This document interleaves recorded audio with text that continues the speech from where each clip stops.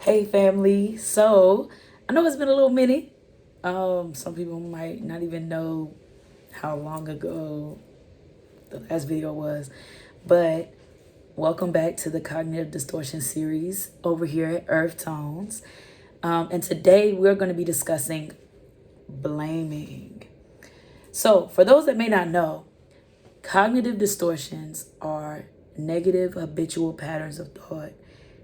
And what we're doing with this series is seeing how we can address this with the word and also just identify if these things are present in our lives, right?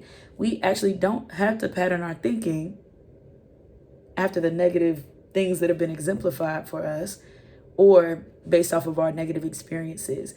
We can have renewed, strong minds in Christ. And so, here we go. So, blaming. Blaming is, like you probably have guessed, when the responsibility of certain behaviors is not taken on by the individual, but it's projected onto circumstances as well as other individuals. So an example that I like to use is when, it's not like I like to use it, but it just gets the point across.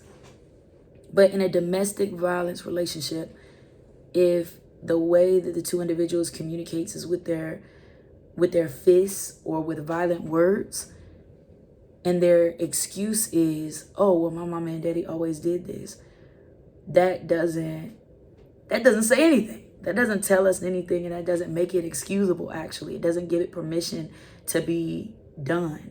It doesn't mean that it is good. And you might find yourself going to jail where your mama or daddy didn't go to jail. But for all those that need to know, they should have gone to jail. I'm saying it.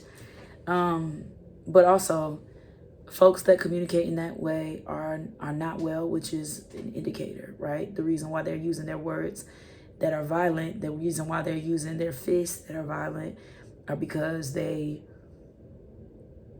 don't feel confident or comfortable doing any other thing. And so we have the responsibility to unlearn, first identify, then unlearn that behavior and relearn healthy ways of communication.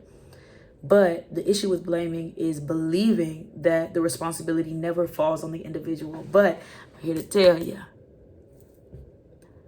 I'm actually going to cut out all those buts.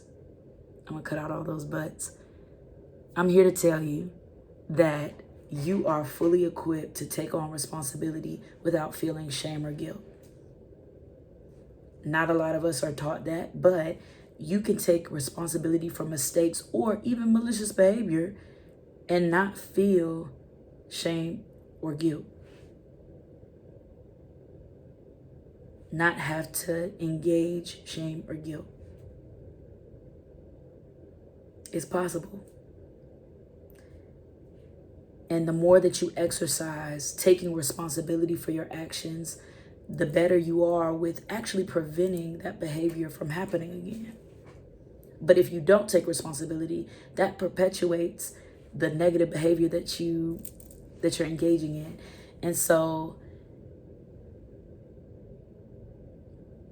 with blaming, the antidote is taking responsibility, knowing that your identity isn't trashed by taking responsibility.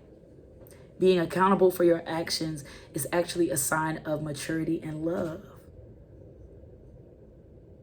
But not taking responsibility for your actions is admitting that you are not equipped for a healthy relationship.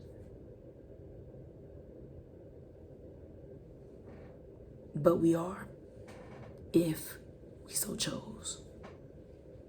It's all about the decision making.